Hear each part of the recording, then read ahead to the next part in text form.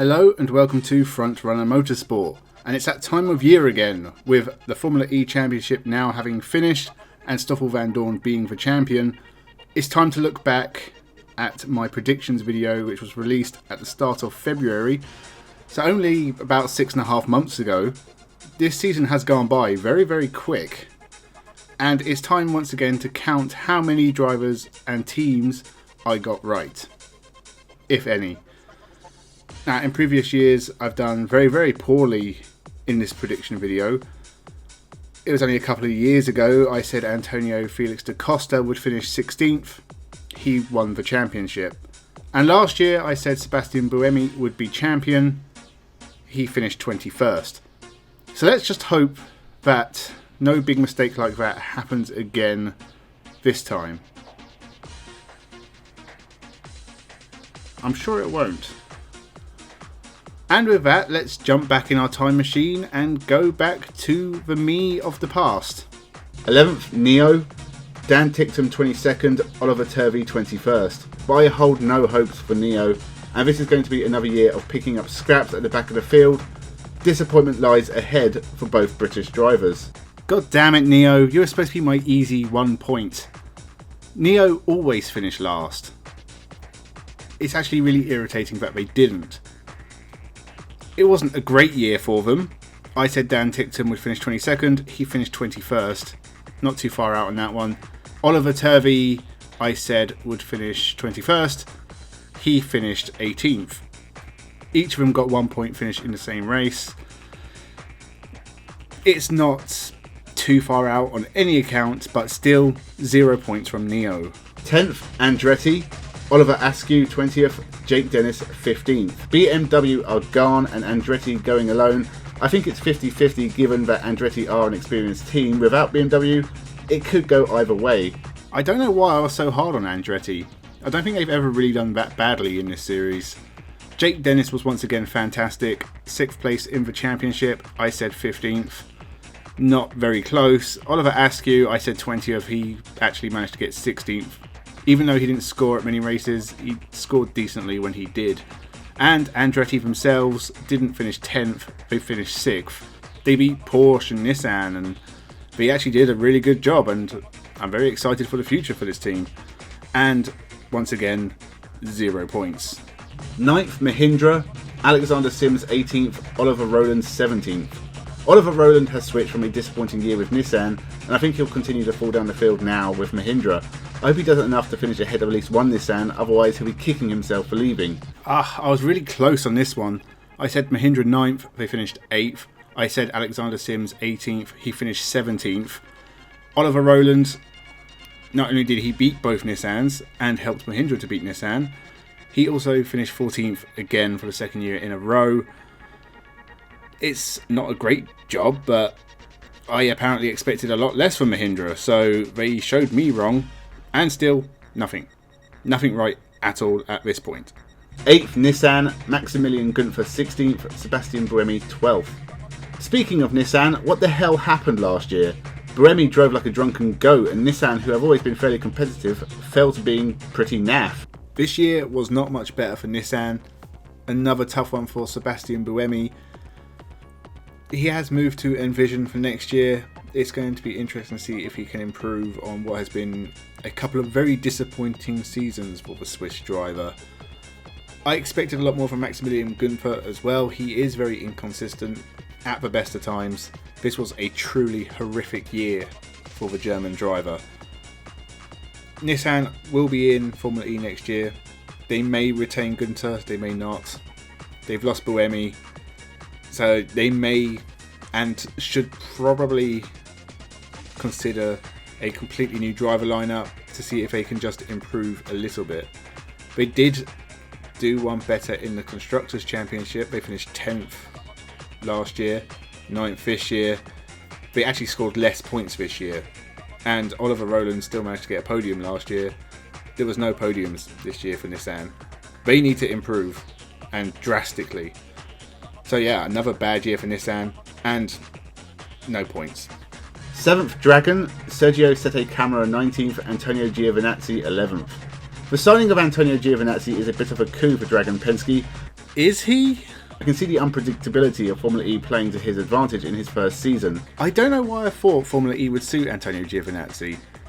He has been truly terrible. Maybe scoring a couple of decent points here and there, maybe even a podium. But I think he will end the year around the halfway point. He won't. Dragon looked slightly improved last year, and it's going to be interesting to see if they can claw their way deeper into the midfield. I don't know why I had such high hopes for Dragon. I think I just presumed Neo would be last, and they may be able to jump a few teams. They have not done anything good whatsoever.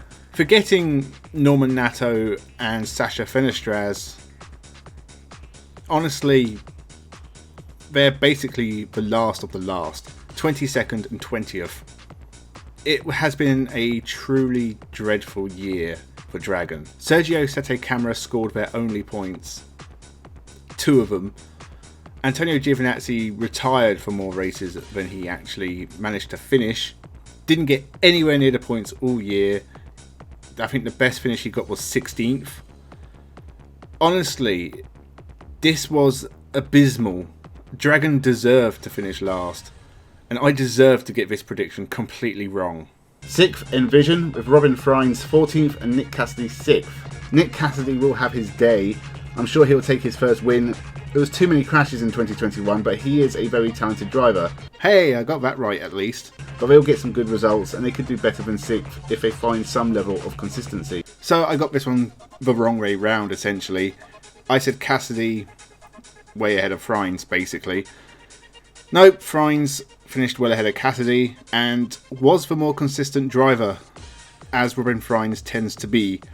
Even though Nick Cassidy took his first win, he was a fair few places behind him, and Envision did do better in the Constructors than I thought as well. All around, mediocre season, they both did okay. I think they're both very, very good drivers.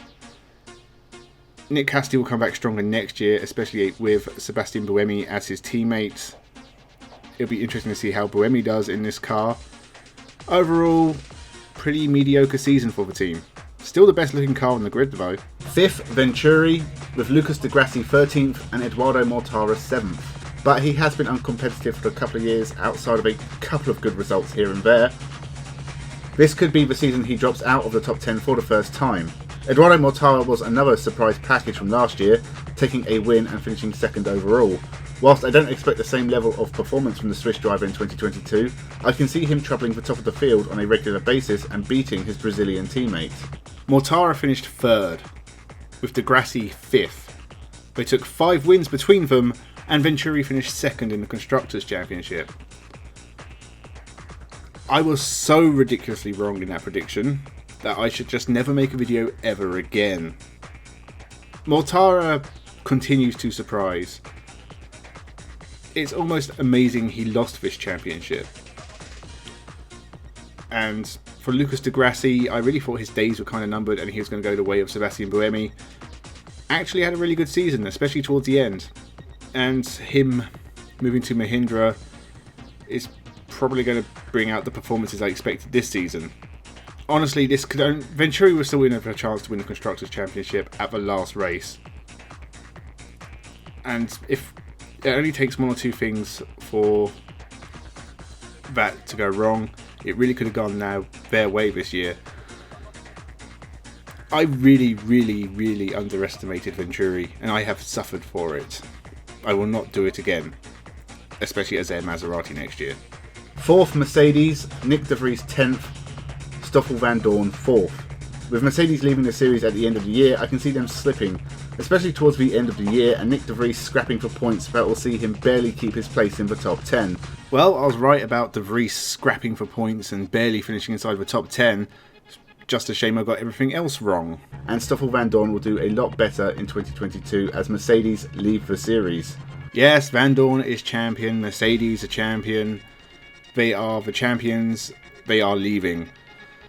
I think I made this mistake with Audi as well, and BMW, presuming that because they're leaving, their performances are going to suffer for it. And it's been less true of Mercedes than the other two, and it wasn't really true of them either. This has been another very, very strong year for Mercedes. It's almost a shame they're leaving, De Vries took 2 wins, but he has had a dreadful season, and he actually really deserved to finish 9th. Stoffel Vandoorne, I think he was unlucky last year. He seemed to get caught up in accidents that weren't his fault more than his teammate. That really hurt his championship. This year he's driven fantastically. I honestly, now that I look back, I can't imagine anyone else being champion, and he really deserves more plaudits than he gets. It'll be interesting to see if he's in Formula E next year with a different team. I really hope he does stay and defends the championship. He may have only taken 1 win this year, but it was still a fantastic championship winning year for Stoffel Vandoorne that I was completely wrong about.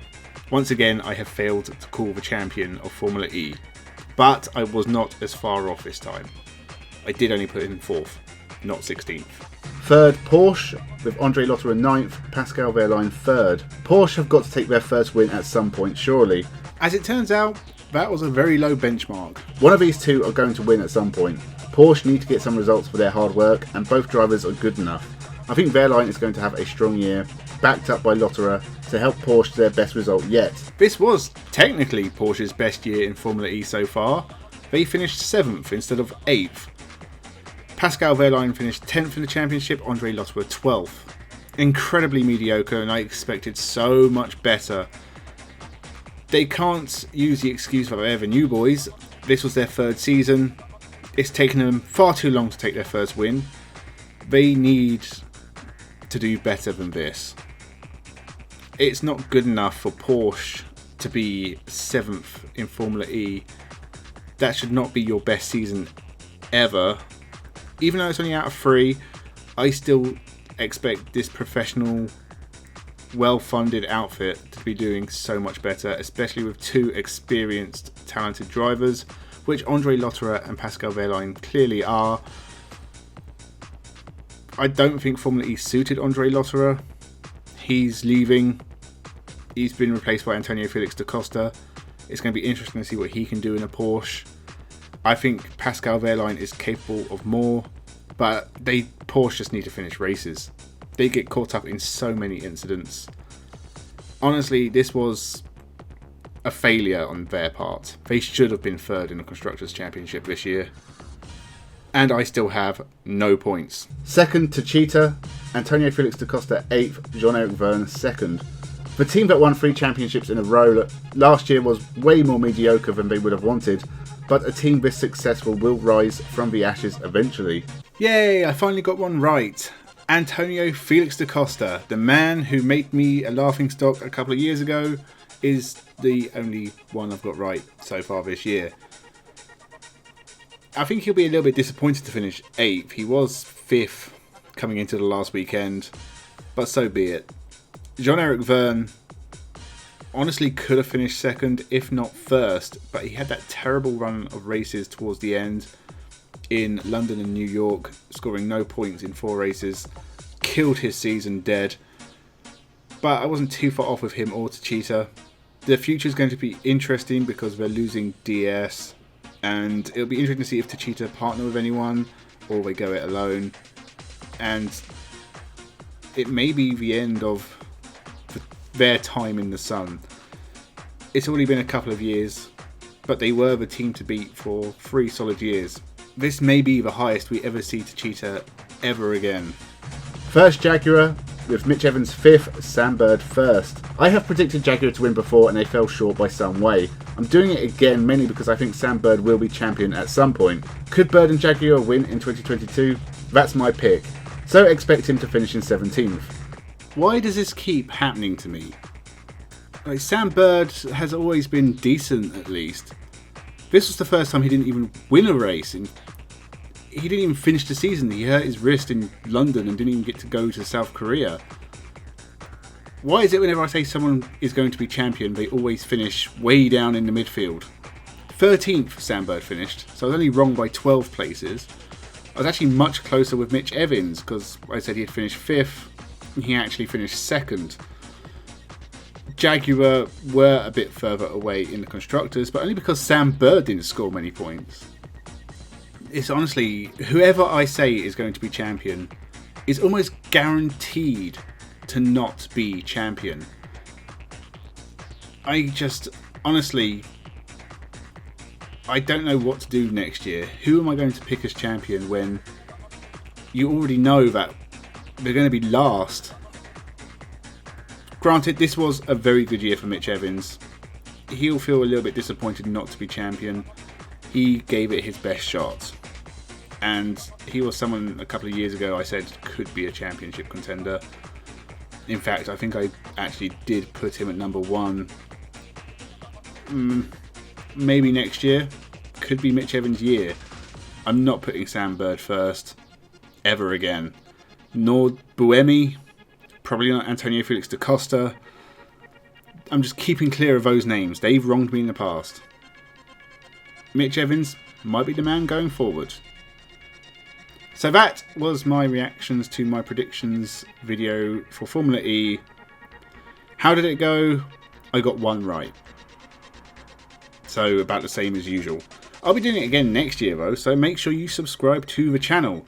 Tell a friend, leave a like, leave a comment, tell me how your predictions went down, if you had any.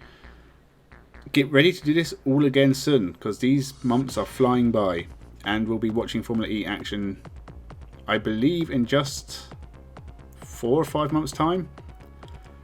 Something to look forward to. And I'll be covering all the news from the series until it starts, because we've got almost a whole grid to fill out and new teams on there, and I'm sure there's going to be more really exciting news coming from Formula E. So make sure you subscribe to the channel to keep up to date with it all.